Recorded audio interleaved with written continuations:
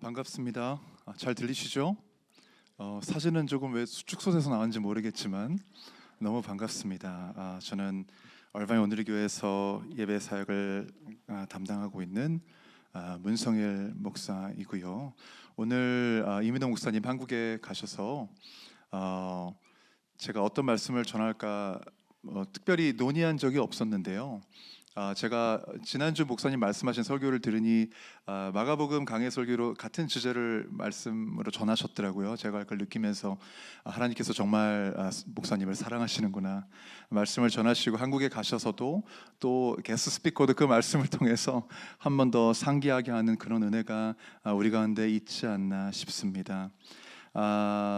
우리 샌디에고 오늘의 교회 오면서 자주 오던 길인데 정말 오니까 말씀을 전하러 오니까 더 새롭더라고요. 오늘 작은 능력으로도 큰 일을 행했다 칭찬받는 그런 교회와 같이 이민호 목사님과 함께 예수 그리스도의 그 사랑을 세상에 전하는 복된 교회 공동체 되기를 축복드리며 오늘 한 번 더 기도하고 말씀을 전하도록 하겠습니다. 하나님 아버지, 오늘 이 말씀을 통해서 우리가 깨닫지 못했던 새로운 것들을 깨닫게 하여 주시옵소서. 일반적인 상식과 지식을 뛰어넘은 성령의 깨달음이 있게 도와주시고 우리 마음을 열고 귀를 열고 눈을 열겠사오니 오셔서 좌정하시고 주님의 뜻을 이루어 주시옵소서. 감사드리며 예수님의 이름으로 기도합니다. 아멘. 저는 교회 사역과 함께 U.S. Army Reserve Chaplain으로 군종 목사로도 오렌지 카운티에서 복무를 하고 있습니다. 새 아이의 아빠이기도 하고요. 아이들이 첫째가 이제 중학교에 올라가서 굉장히 바빠졌습니다. 제가 이 지역에 살면서 참 감사한 것은 저는 한 달에 한 번 꼭 부대에 가서 복무를 해야 되거든요. 그 미국 육군에 있는 그런 문화에서도 제가 목사로 섬기고 또 한인교회에 와서도 목사로 섬길 수 있다는 게 이 지역만의 큰 장점이라고 저는 늘 기억하고 감사합니다. 우리의 예배적인 문화와 또 가치 또 그런 가정의 문화들이 지켜질 수 있음이 너무나 감사한 것 같습니다. 때로 살다 보면 우리가 너무 바쁘고 지쳐서 우리가 살고 있는 곳이 전쟁터 같이 느껴질 때도 있는데요. 우리가 살고 있는 이곳이 지구상에서 가장 살기 좋은 곳 중에 하나라는 거 아시죠? 아시죠? 그것을 우리가 늘 기억하고 누구나 한 번쯤은 오고 싶어하는 그런 곳인 걸 우리가 기억하고 늘 감사하는 인생 살았으면 좋겠습니다. 아까 제가 말씀드렸듯이 이민호 목사님이 말씀을 전하셨어요. 저희가 디너 파티나 아니면 뭐 소셜 모임에 가면 이제 메인 디쉬가 끝나고 이제 save your fork, keep your fork라고 얘기합니다. 포크를 버리지 말라는 거예요. 그 말은 정말 맛있는 디저트가 이제 나올 것이니까 모든 식기를 다 치우지 말라는 것입니다. 오늘 같은 주제로 여러분이 말씀을 들으실 텐데요. 메인 디쉬가 끝나고 어쩌면 더 달콤한 그런 좋은 복된 말씀의 만족이 우리 가운데 있기를 주님의 이름으로 축복합니다. 우리는 삶을 살면서 많은 것을 뿌리고 심고 거두는 인생을 반복합니다. 갈라디아서 6장 7절에도 보면 사람이 무엇이든지 심은 대로 거두리라라고 되어 있습니다. 제가 이 채플린을 준비하는 과정이 굉장히 길었어요. 제가 한국에서도 군대를 나온 사람이라서 second commitment, 군대를 2번 간 사람인데 나이가 많은 채로 군대 다녀오신 분들은 알 거예요. 네. 다시 악몽 같은 그런 순간인데 깨보니까 그게 저더라고요. 부르심 속에 그렇게 이제 결정을 하고 그 과정이 되게 오래 걸렸습니다. 제가 한국에서 태어나고 26살에 미국에 왔기 때문에 그 지난 행적들을 이제 국방부에서는 다 추적을 하기 시작해요. 그리고 우리 가족들뿐만 아니라 이 주변에 있는 분들의 그런 백그라운드 체크까지 다 하기 때문에 한 몇 년이 걸렸습니다. 그런데 이제 저와 함께 임관하신 분들이 한 40명 정도 돼요. 네, 그분들과 함께 준비를 하면서 시간이 너무 오래 걸렸기 때문에 제가 그때 당시 이 메인스트림 인베스트먼트 뱅크에서 매니저로 일했던 적이 있습니다. 좀 일반적인 목사님들랑은 좀 다른 그런 이력이 있는데요. 거기서 일하면서 제가 매니저였기 때문에 그 제가 맡은 브랜치들에 오는 많은 고객분들을 만날 수가 있었어요. 그런데 여러분들이 일터에서 일하시다 보면 아주 고약한 고객들이 몇 분 계십니다. 그게 우리가 아니길 바라고요. 악명 높은 그런 커스터머들이 한두 분씩 계세요. 제가 맡은 브랜치 중에 한 곳에서도 그런 고객이 계셨습니다. 그분이 일단 나타나면 모든 뱅커들이 이제 숨기 바빠요. 왜냐하면 그분을 만나서 같이 뭔가를 하면 가장 낮은 피드백을 주기 때문에 좋을 게 하나도 없는 거예요. 그리고 아주 작은 것부터 큰 것까지 다 뭐 뱅킹 어카운트부터 포트폴리오까지 불만을 다 제기하기 때문에 만나지 않는 게 상책입니다. 근데 이제 제가 매니저니까 제가 이제 그분을 이제 테이크케어 해야 되는 상황이 왔어요. 제가 기도를 많이 했습니다. 하나님, 버려지는 시간이 아니라 정말 이 시간을 통해서 이분에게 내가 사랑을 전하고 나도 주님을 예배하는 그런 삶의 예배의 순간으로 되고 싶습니다. 주님 도와주세요라고 오래 기도했습니다. 근데 그분이 오른쪽이 쓰지 못하는 소아마비 그 후유증으로 인해서 이렇게 손도 뒤틀려 계시고 말씀도 어눌하시고 걸음도 잘 못 걸으시는 분이셨어요. 그래서 항상 불만이 있으시고 신경질적이셨어요. 제가 이제 그분을 위해서 기도하고 그분을 처음 만나는데 오른손이 이렇게 되어 있기 때문에 평생 악수를 해보지 않으신 것 같더라고요. 그래서 제가 보고 먼저 왼손으로 악수를 청했습니다. 그랬더니 그분이 멋쩍어 하시더니 왼손으로 악수를 청해 주시는 거예요. 그러고 나서 우리가 첫 미팅을 갖고 뭐 한 달, 두 달, 한 6달이 지나는 동안 가장 악질 고객이었던 그분이 너무너무 좋은 고객으로 변해 있는 걸 보고 그분이 올 때마다 선물을 너무 많이 가져오셔서 제 오피스는 선물로 가득 찼어요. 그리고 크리스마스 시즌이 되니까 저희 브랜치에 웅성웅성하는 소리가 들려요. 제가 나가봤더니 그분이 한 손밖에 쓰지 못하기 때문에 모든 게 엉성합니다. 글씨 필체도 안 좋으시고, 근데 그분이 그 한 손으로 모든 철제와 여러 가지를 섞어서 크리스마스 트리를 예쁘게 만들어 오신 거예요. 라이트까지 다 해서 그걸 저한테 선물로 주시는데 많은 뱅커들이 눈물을 흘렸습니다. 그 크리스마스 트리가 아직까지 저희 집에 있고 제가 every year 크리스마스 시즌마다 그거를 점등을 하면서 아이들에게 알려줍니다. 이 세상을 참 아직 살아갈 만하구나라는 것을 느꼈던 순간입니다. 우리가 좋은 것을 뿌리면 좋은 것을 거둘 수 있다는 것, 좋게 대하면 좋게 돌아온다는 것, 그것을 제가 느끼면서 아직까지 이 세상은 악하지만 소망이 있구나라는 것을 느꼈던 그런 시절이 있었습니다. 이렇게 인생이라는 것은 무엇인가 끊임없이 뿌리고 거두는 그 연속성에 있습니다. 그런데 그것이 물질적인 것을 우리가 논할 때면 조금 애매한 부분이 생깁니다. 아담의 타락 이후로 우리는 땅이 가시와 엉겅퀴를 내기 때문에 우리는 땀을 흘려서 수고로움을 통해 땅의 소산을 얻게 되고 또 일용할 양식을 위해 일을 하고 또 아이들을 양육하기 위해 일을 하고 또 더 나은 미래를 위해 세이브하고 저축하고 투자하고 재투자하면서 앞날을 준비합니다. 그런데 이 물질적인 측면에서는 때로는 뿌린 대로 거두어지지 않을 때가 분명히 있어요. 그렇죠? 뿌린 대로 돌아와야 되는데 그렇지 못할 때가 많습니다. 그런데 우리 가운데 그때 유혹이 찾아오는 것은 우리가 살아가는 이 세대는 우리가 소유한 그 소유의 정도에 따라 행복의 척도가 그렇게 정해지는 그런 시대 속에 살고 있어요. 다시 말해 우리가 뿌린 것에 대해서 물질적인 축복이 없으면 우리는 이내 행복하지 않다라는 시대 정신의 압박 속에 소망을 잃어버리고 믿음을 잃어버리고 우리 삶의 집중도를 잃어버리게 되는 것입니다. 오늘 우리 본문에 읽은 시몬과 어부들의 삶 가운데서도 그런 현상이 펼쳐지고 있어요. 밤새 수고롭게 그물을 내렸는데 얻은 것이 하나도 없기 때문에 당연히 우리가 시간과 노력을 투자하면 돌아와야 할 테지만 그것이 물질적으로 채워지지 않습니다. 이것은 마치 어떤 우리가 일을 해야 하는데 정해진 시간 속에 일의 마감 시간이 다가오는데도 우리가 원했던 것을 얻지 못하는 것과 같아요. 제가 아는 어떤 분이 비즈니스를 시작하셨어요.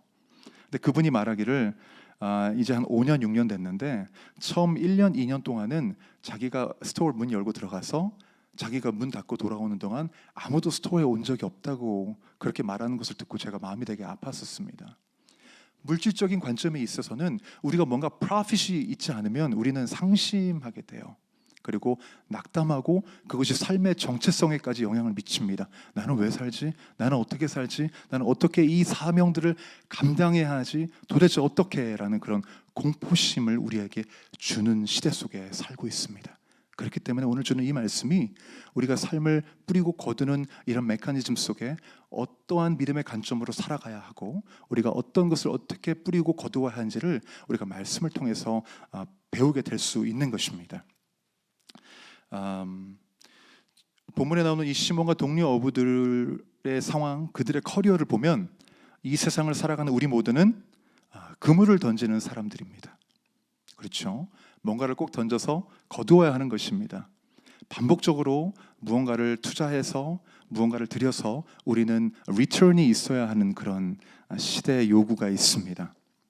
근데 정말 중요한 것은 어떻게 그물을 던지며 우리가 그 과정을 통해서 어떠한 결과물을 끌어올릴 것인가가 굉장히 중요한 것입니다. 우리가 학교를 졸업하고 여기도 아마 아직까지 학교 다니시는 분들이 계실 거예요. 학교를 졸업하면 그때가 참 행복해요. 끝나면 직장에 취직을 해야 되고 또 좋은 배필을 만나 결혼을 해야 하고 또 가정을 이루고 때로 비즈니스를 또 시작하기도 하고 또 교회 생활을 하면서 우리는 계속해서 무언가를 투자하고 쏟지만 그거에 비해서 우리의 리턴이 작아서 빈배와 같은 상황이 분명히 펼쳐집니다. 빈배와 같은 인생이 펼쳐질 때가 있습니다. 오늘 시몬과 그 어부들의 삶도 그런 삶이었어요. 그런 상황이었어요. 우리가 분명히 무언가를 쏟았지만 돌아오지 않아서 허탈함 속에 있습니다. 여러분의 가정과 자녀와 관계 속에 또한 직장과 비즈니스 가운데 사역 속에 우리가 쏟은 만큼 돌아오지 않을 때 우리는 좌절하고 낙심합니다. 그런데 그때 주님이 찾아오시는 거예요.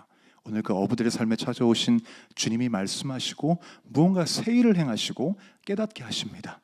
오늘도 이 시대를 살아가는 우리에게도 말씀의 불변성 속에 우리 가운데 말씀하시고 깨닫게 하시는 것이 있으리라고 믿습니다. 오늘 우리의 마음을 활짝 열고 성령께서 깨닫게 하시는 것을 함께 나누는 은혜가 이 시간 속에 충만하기를 축복합니다. 우리 한 절 한 절 말씀을 통해서 한번 배워보도록 하겠습니다. 먼저 1절부터 3절은 이 문제를 통해 하나님을 경험할 수 있다는 것을 우리 가운데 말해주고 있습니다. 1절에 보면 게네사렛 호숫가가 본문에 나오죠. 우리가 게네사렛 호숫가는 잘 알듯이 이 갈릴리 바다의 별칭입니다.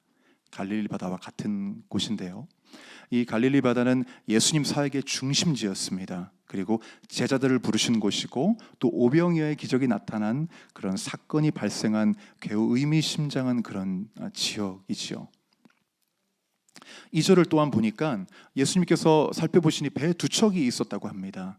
그 한 척은 바로 베드로의 시몬의 배였고요. 이 시몬이라는 사람은 거기서 태어나고 자라서 아주 잔뼈가 굵은 전문 어부입니다. 제가 이따금씩 저희 교회 칼펜터로 계시는 분들이 계신데 그분의 손이 너무너무 따라갈 수가 없어요. 모든 것을 만지시기만 하면 너무너무 뚝딱뚝딱 잘 고치시고 그분이 만든 것들을 보면 이런 퍼니처 스토어나 이런 거 있는 것보다 훨씬 견고하게 잘 만드는 것 같아요. 그러한 전문성이 시몬에게 있었습니다. 어디다가 언제 어떻게 그물을 던지면 얼마만큼의 어획량이 주어지는지를 너무너무 잘 알고 있는 전문 어부였어요.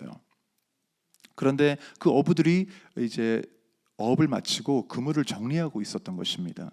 그 시간 속에 상황 속에 이제 주님이 찾아오시는데요. 우리가 3절 본문 3절을 다시 한번 함께 한 목소리로 읽어보겠습니다. 예수께서는 그들 중 시몬의 배에 올라타 그에게 배를 못해서 조금 떼어놓으라고 말씀하셨습니다. 그러곤 배 위에 앉아 사람들을 가르치셨습니다.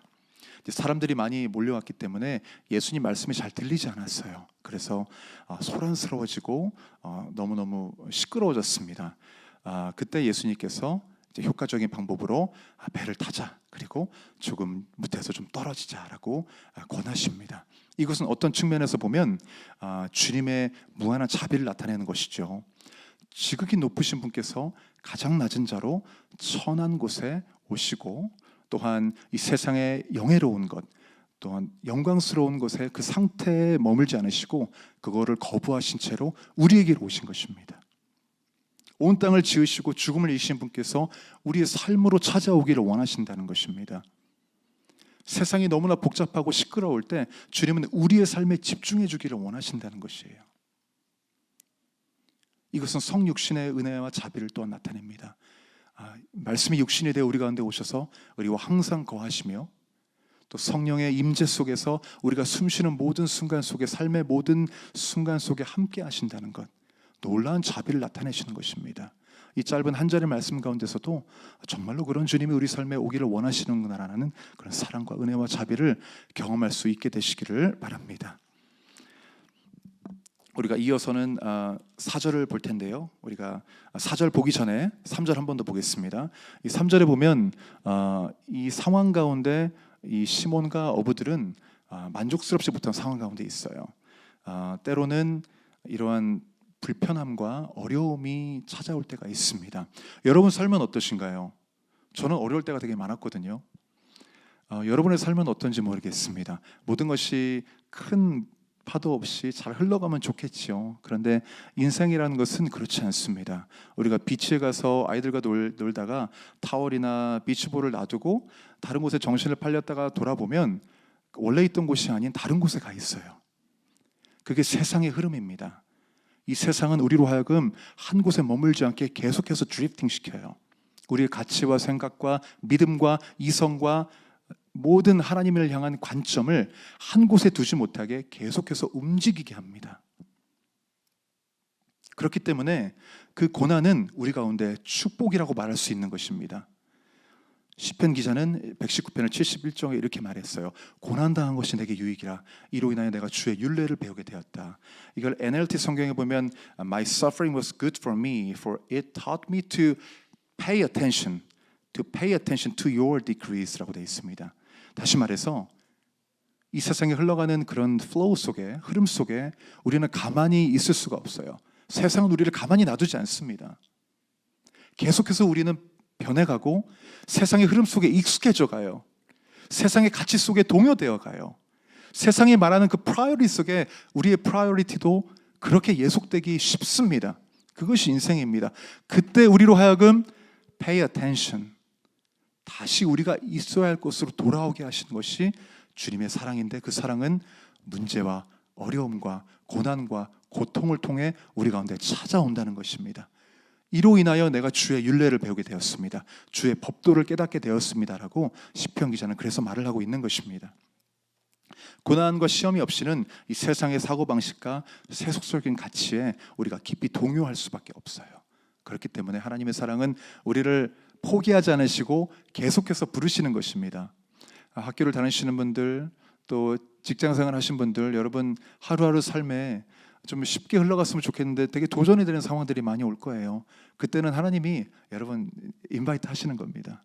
한 번만 더 내 음성에 귀 기울이고 내가 말하는 법에 대해서 조금만 집중을 해보자 라고 초대하시는 것입니다. 저는 이렇게 얘기해요. 저 스스로도 굉장히 고난이 많은 사람이었기 때문에 고난이 온다는 것은 고난의 마스크를 쓰고 오시는 축복의 주님이다 라고 규정을 해버렸습니다. 고난이 오면 그것은 축복이다라고 저는 늘 얘기합니다. 고난은 마스크일 뿐이에요. 마스크로 주님은 우리를 놀래키십니다. 그런데 그 이면에는 축복의 주님의 얼굴이 우리를 늘 주시하고 있다는 것을 우리가 기억해야 하는 것입니다. 그 문제의 순간 속에 오셔서 말씀하십니다.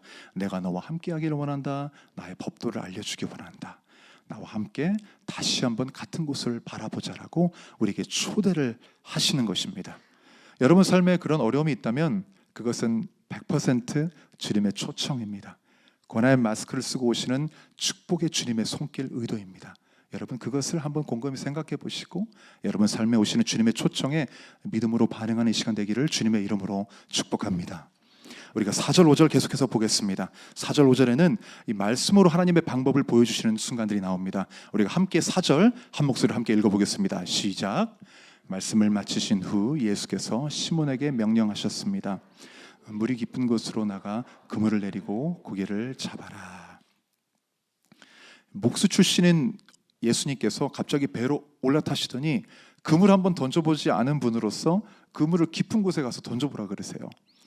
시몬은 조금 받아들이기 어려웠을 것입니다. 왜냐하면 그것이 일반적인 상식과는 어긋났기 때문에요. 일반적인 상식이라는 것은 우리가 경험적인 지식으로 축적되어 알고 있는 학습되어진 그러한 논점입니다.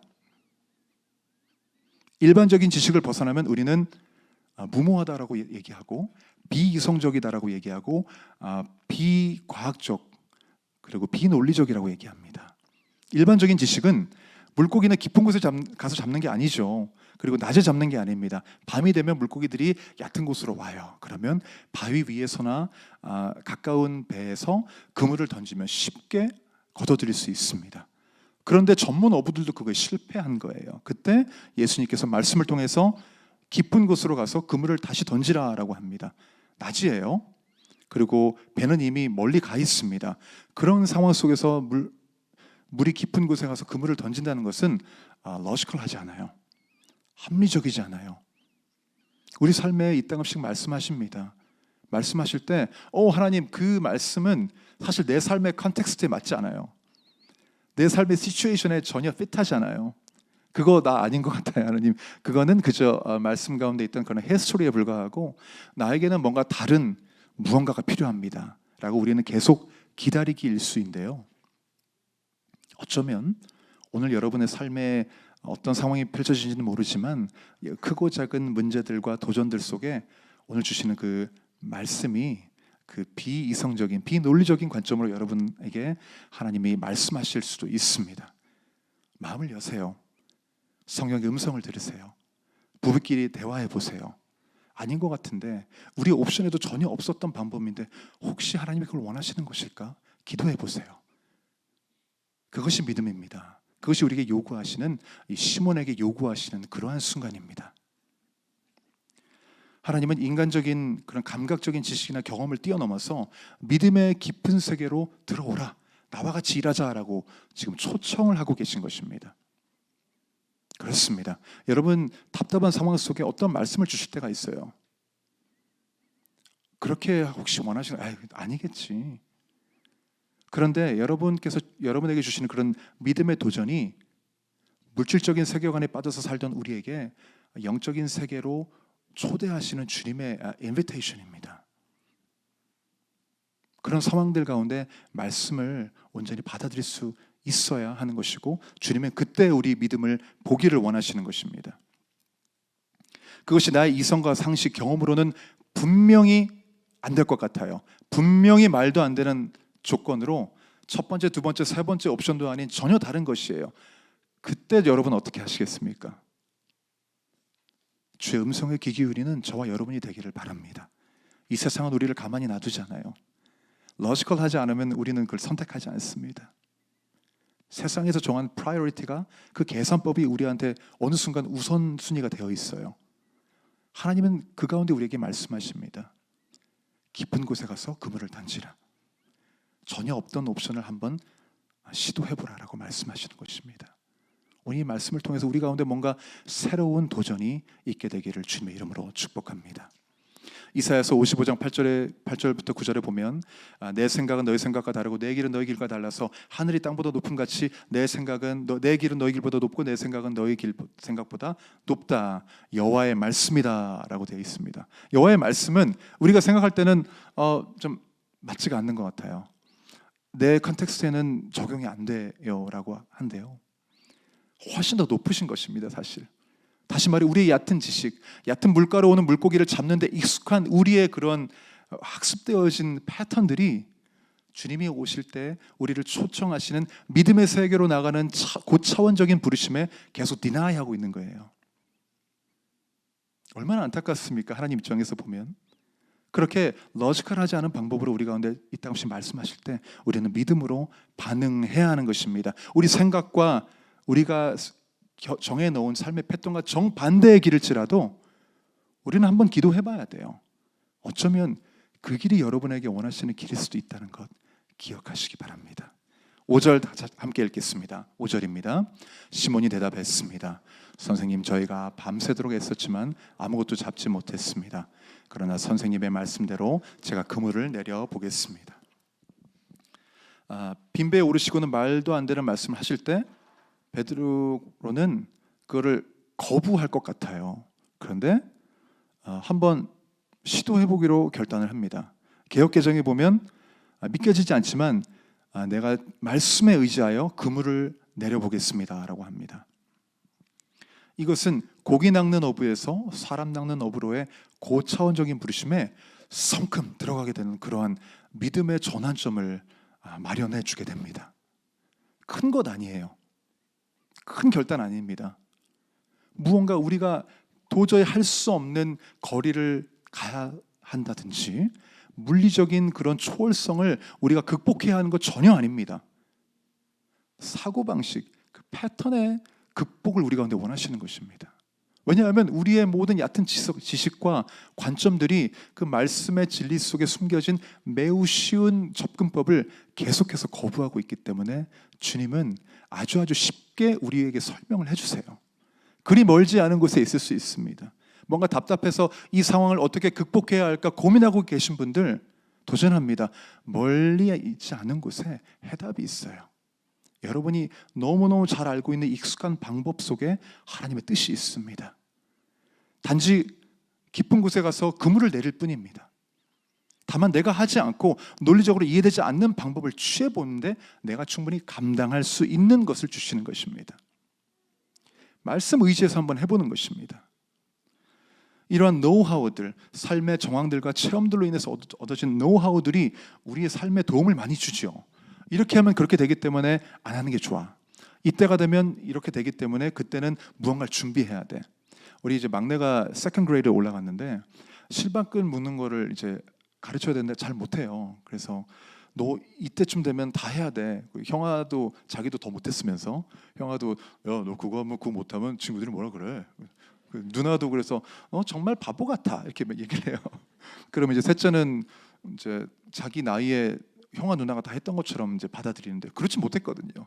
첫째는 3, 4학년 될 때까지도 못해가지고 제가 맨날 묶어주곤 했었어요. 그렇게 무언가 세상이 규정해 놓은 것들 때문에 우리는 불필요한 그런 조바심을 갖게 될 때가 있습니다.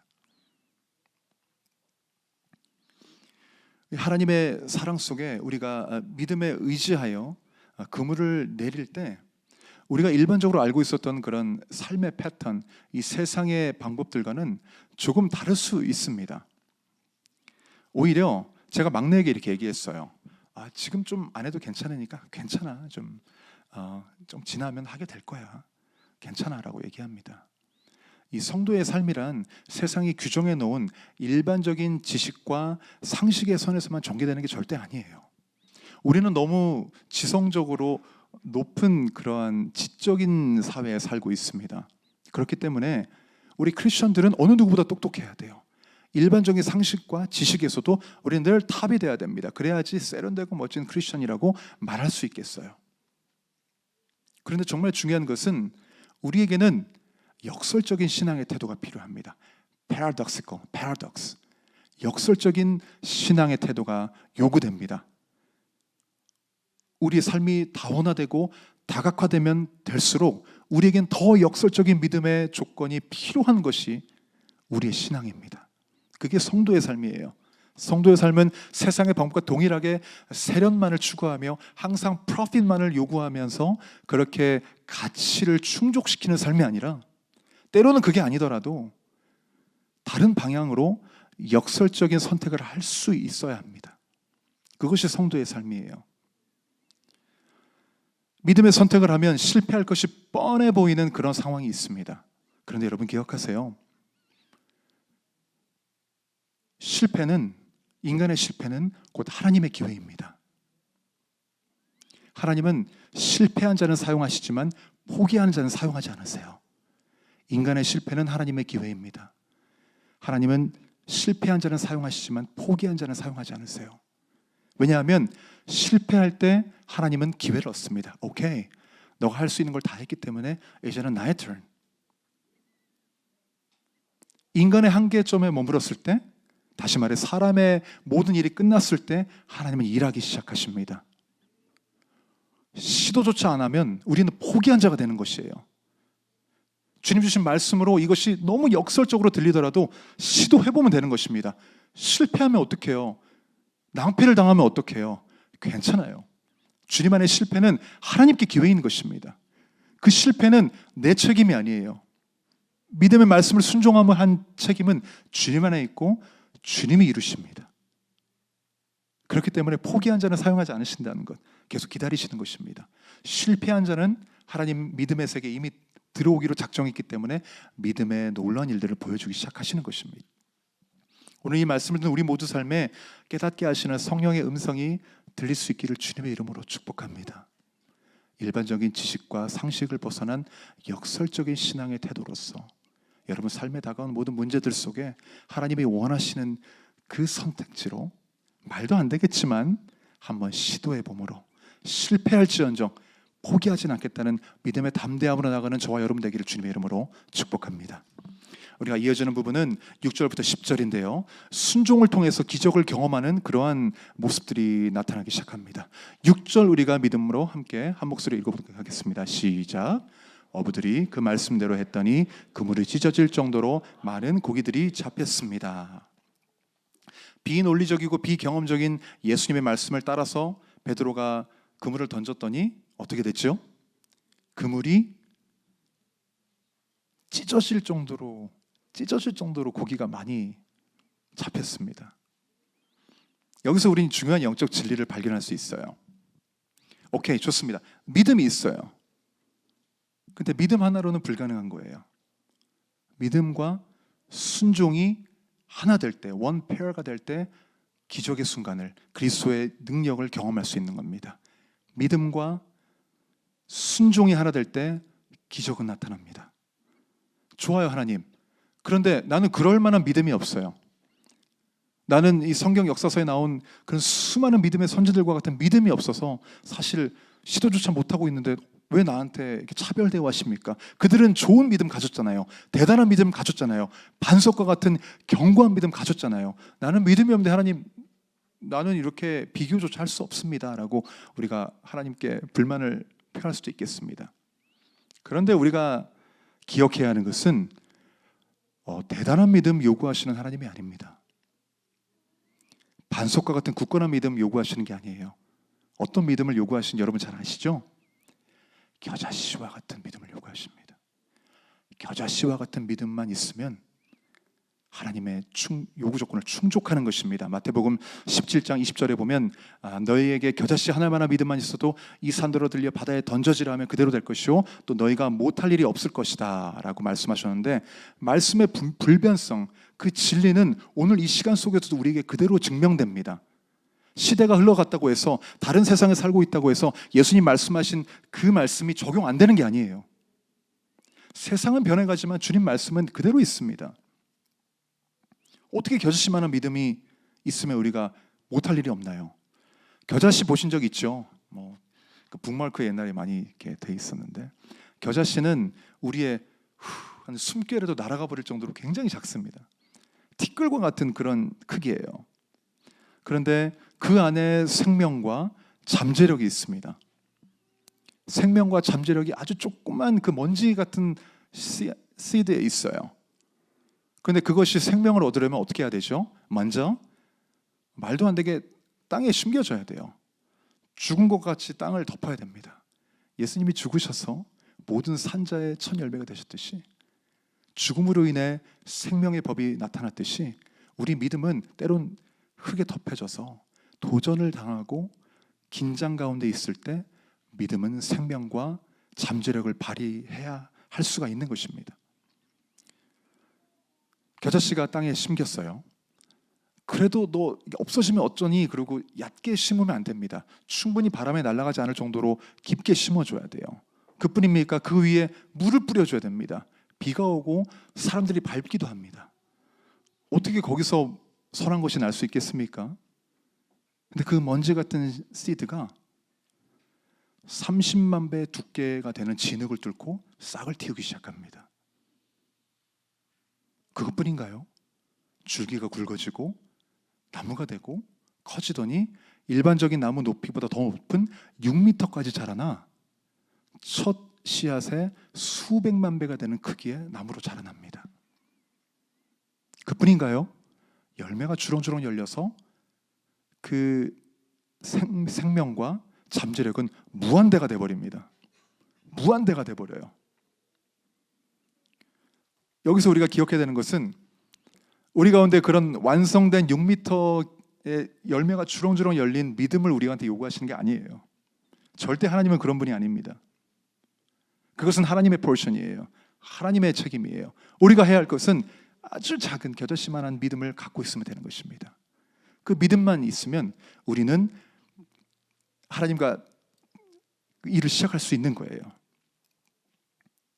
그것이 순종하기 시작할 때 그런 영적인 법칙에 의해서 항상 열매를 맺게 됩니다. 순종이 제사부터 나타나고 사무엘상 15절에 말씀하셨는데요. 이런 불합리하고 부적합한 상황 속에 말씀을 먼저 믿는 거 어렵지 않아요. 믿고 순종했더니 그리스도의 능력이 나타난 것이 오늘 본문의 6절에 나오는 것입니다. 믿음은 오케이, accept하는 겁니다. 순종은 뭐 할 수 있는 거 해보는 겁니다. 다만 역설적으로 할 수 있어야 하는 것이에요. 큰 거 요구하지 않으신다니까요. 그렇게 할 때 텅텅 비어있던 두 배가 그물이 찢어질 정도로 많이 채워진 것입니다. 우리가 이어지는 7절 한 번 더 읽어볼게요. 7절입니다.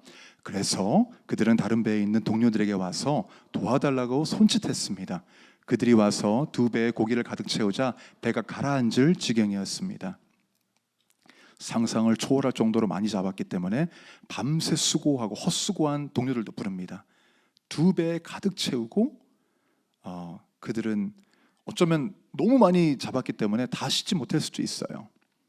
여기서 우리가 기억해야 하는 것은 우리의 믿음과 순종으로 나타난 기적은 한 사람에게 머물지 않습니다. 이것은 우리 주변의 이웃과 수많은 사람들에게 또 다른 이익을 미치며 은혜를 끼치게 되는 것입니다. 그것이 믿음과 순종으로 나타난 기적의 결과입니다. 이어지는 8절을 보니까 지금까지는 시몬이라고 불렸던 그 이름이 이제 베드로라고 불리게 됩니다. 지난주에 우리 이민호 목사님 통해서 여러분이 이름이 바뀌는 그런 하나님의 부르심을 새로운 사명에 대해서 배우셨는데 이것은 바로 중대한 상황이 여기서 벌어지고 있는 겁니다. 이제 아이덴티티가 바뀐 거죠. 물질적 차원에서 영적인 차원으로, 이해의 차원에서 믿음의 차원으로 바뀐 것입니다. 물질적이고 이해 타당한 것들은 우리 잘해요. 왜냐하면 그렇게 삶을 살아가고 있으니까요. 그리고 그런 삶이 우리 가운데 요구되고 있습니다. 그런데 우리는 물질적인 측면에서 영적인 차원으로 나아가야 하고 또한 이해의 차원에서 믿음의 차원으로 나아가야 하는데 그때가 바로 믿음과 순종이 필요하고 그 작은 것들을 통해 우리는 전혀 다른 세계로 나아갈 수 있는 것입니다. 제가 아미 채플린으로 하고 있다고 말씀드렸죠. 과정이 되게 쉽지 않았습니다. 그렇게 몇 년을 걸쳐서 준비를 하고 이제 임관을 받았어요. 임관 받은 분들이 저를 포함해서 40명 정도 됩니다. 그 중에는 주이시 레바이도 있고 캐톨릭 프리스트도 있고 대부분 목사님들이 많으세요. 그분들이 한 기수라 그러죠. 한 40명 정도 됩니다. 그래서 같이 이제 선서를 같이 하고 임관 선서를 하고 이제 군종 장교로 저희가 임무를 담당해야 하는 곳에 배속받기를 기다리고 있었는데 그때 대통령 선거가 있고 대통령이 바뀌고 정권이 바뀌면서 그게 딜레이 되기 시작하더니 어느 날 연락이 왔어요. 그 40여 명의 전원에 대한 임관이 다 취소됐다는 거예요. 그러니까 revoked 됐다는 겁니다. 그래서 되게 오래 준비했어요.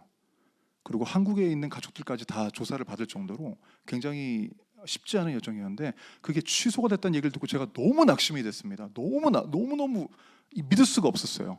완벽한 불이익이다. 이거는 완전 내가 당한 거다. 어떻게 하나님 나한테 이러실 수가 있지? 너무 놀랐어요. 그리고 거기서 하는 말이 이거는 이 페더럴 거버먼트에서 나온 오더이기 때문에 어떻게 설명할 방법도 없고 그냥 오베이할 수밖에 없다는 거예요. 그러면서 한 가지 조건은 만약 그 40여 명에 되는 그런 성직자들이 군에 머물고 싶으면 이등병으로 다시 돌아오라는 거였어요. 엔리스티드로. 다들 석사학위, 박사학위 받으시고 저보다 나이가 다 많은 레바이들 막 50 넘는데 눈 안 보이시고 그런 거 되게 많은데 다 취소돼가지고 그 가장 나이 많은 분이 엔리스트로 들어가신 걸 제가 경험했어요. 실제로 40몇 명 중에 그렇게 들어가신 분이 있었습니다. 오케이, 뭐 벌어졌으니까 이게 삶인 거지. 이게 세상의 뭐 플로우인 것이지. 나도 당한 것이지. 이런 생각이 들더라고요. 제가 납득이 안 되는 거예요. 도무지. 그래서 하나님께 기도하기 시작했습니다. 밤새 기도했어요. 도저히 납득이 안 돼요. 하나님. 왜 나예요? 나 진짜 열심히 살고 아이들 셋이나 있고 큰 결정을 해가지고 이제 새로운 도전하려고 하는데 왜 나한테 이런 불이익을 주세요? 이게 뭐예요, 하나님? 너무 수치스러워요. 항변했습니다. 6개월 동안 진짜 살도 많이 빠지고 되게 힘들었어요. 그래서 어느 날 제가 기도를 하는데 에베소서 1장에 착한 일을 시작하신 이께서 예수의 날에 그걸 마치신다는 begin and complete을 하시는 분이 주님이시라는 음성이 제 마음에 깊이 믿음으로 들어오는 날이 있었습니다. 그리고 이 유니폼에 보면 네임 테이프 있죠. 저 같은 경우는 MOON 문이라고 쓰여 있는데 그것이 믿음으로 보이는 것을 제가 경험을 했어요. 그걸 보고 어쩌면 하나님이 아직 안 끝내실 수도 있겠다라는 그런 믿음이 들기 시작한 거예요. 그래서 오케이, 믿어보겠습니다. 하나님 한번 믿어볼게요. 말씀이니까. 근데 나 어떻게 순종해야 하죠? 이거 순종을 해야지 뭐가 나올 것 같아요. 순종할 방법이 없는 거예요. 왜냐하면 기다리면 지쳐서 우리 믿음도 없어집니다. 제가 그때 기도하면서 찾아낸 게 임관하면서 받았던 머그컵 2개가 있었어요. 거기 Army Chaplaincy 써 있어가지고 Army Chaplain 임관 받은 사람한테 주는 컵이 2개 있었는데 오케이, 그러면 아주 무식하고 단순하지만 내가 그 컵으로만 드링크를 다 마셔보고 꿈을 마신다고 내가 한번 무식하게 한번 해보자고 했어요. 그래서 그 날로부터 물, milk, juice, coffee, 이 미숫가루 마셔도 거기다가 제가 다 타먹으면서 그것만으로 제가 몇 개월을 다 마셨어요. 지독하게 무식하죠, 그렇죠? 어느 날 와이프가 그걸 깨버리는 거예요. 그래서 내 꿈을 왜 깨냐고. 다행히 하나가 더 있었어요. 그래서 원래 있던 거는 막 크랙이 가서 그 안에 커피가 스며들고 엉망이었어요. 그래서 깨줘도 또 하나가 주시는 은혜가 있구나. 그래서 그걸 들고 제가 또 다시 물 마시고 커피 마시고 이제는 와이프 손도 못 대겠어. 안 된다고 이거. 내 꿈 건들지 말라고. 계속 마시고 그렇게 1년이 지나 어느 날 새벽 5시쯤에 전화가 오는데 이스코스트에서 오는데 왠지 받아야 될 전화인 것 같아요. 제가 전화를 받았습니다. 받았더니 왜인지는 모르겠고 왜 이런 페이퍼워크가 자기들한테 왔는지 모르겠지만 너의 케이스가 너무 유니크하기 때문에 백그라운드 체크를 다시 하겠다는 그런 연락을 받게 되었어요. 알겠다고 필요한 것들을 페이퍼워크를 넘기고 조사를 다시 받고 정확히 2년 후에 그 40여 명의 군종 장교들 중에 딱 한 명만이 재임관이 됐습니다. 누굴까요? 여러분 앞에 서 있는 문성일 목사입니다. 제가 이거를 경험하고 그 다음부터는 이제 믿음에 좀 근육이 생겼어요. 여전히 많이 실족합니다. 그런데 믿음과 순종은 무식해 보일 정도로 아주 간단한 거예요. 믿음을 일단 받는 게 중요하겠죠. 그런데 순종하는 것은 절대 어려운 게 아니에요. 저희 와이프가 그때 보면서 되게 저 많이 놀렸거든요. 솔직히 말도 안 되는, 차라리 더 말씀 연구를 더 많이 해서 다른 사람의 삶을 변화시키지 왜 자기 삶에 이렇게 얽매여서 그러냐. 난 납득이 안 되는 거예요, 내 인생이. 그 과정을 제가 거치면서 이 믿음과 순종이 있으면 기적은 나타나는구나. 제가 다시 재임관할 때 재선설하러 갔어요. 2년 만에 갔더니 거기 있는 부사관과 거기 있는 군인들이 대통령을 이긴 사람이 왔다고 저한테 얘기를 하더라고요. 그러니까 일반적으로는 일어날 수 없는 일이에요. 지금 제가 지나고 보니까 또 휘발성, 망각성 때문에 뭐 그런 일이 일어날 수 있다고 얘기하지만 그때는 절박했거든요. 그렇게 한번 경험하고 나니까 이제는 모든 일에 대해서 남들이 좀 이상하게 보더라도 사실 이게 하나님 방법일 수 있겠다. 맥센스가 좀 안 돼도 어쩌면 이걸 통해서 하나님이 역사할 수 있으시겠다라는 그런 믿음의 담대함이 생겨나기 시작했어요. 여러분 삶 어떻습니까? 저보다 더 훌륭하시고 더 믿음이 풍성하신 분들이 모인 줄 믿습니다. 저는 믿음이 되게 연약했어요. 그런데 하나님 요구하실 때 여러분 일단 믿고 순종하실 수 있게 되기를 바랍니다. 대단한 믿음, 어마어마한 헌신과 각고의 노력에 순종을 원하시는 건 아닙니다. 적은 믿음, 단순한 순종, 어마어마한 기적, 그게 하나님의 믿음 방식인 줄 믿습니다. 여러분 오늘 이 말씀을 듣고 여러분 삶에 적용할 수 있는 게 분명히 있을 거예요. 왜냐하면 어렵지 않거든요. 다 함께 적용해 보시고 믿음의 새로운 단계로, 영적 단계로 나아가 시몬 베드로와 같이 새로운 이름을 받고 풍성한 그물을 기적과 같이 많이 끌어올려 세상을 변화시키는 저와 여러분이 되기를 축복합니다. 오늘 말씀을 정리하겠습니다. 미국의 대표적 복음주의 작가이자 목사인 맥스 루케이로 목사님이 쓴 책이 있어요. 우리 동네에서 예수님을 만났다. 거기 이렇게 쓰여 있습니다. 당신도 닳고 젖은 빈 그물이 있는가? 너무 늦었다고 생각하는가?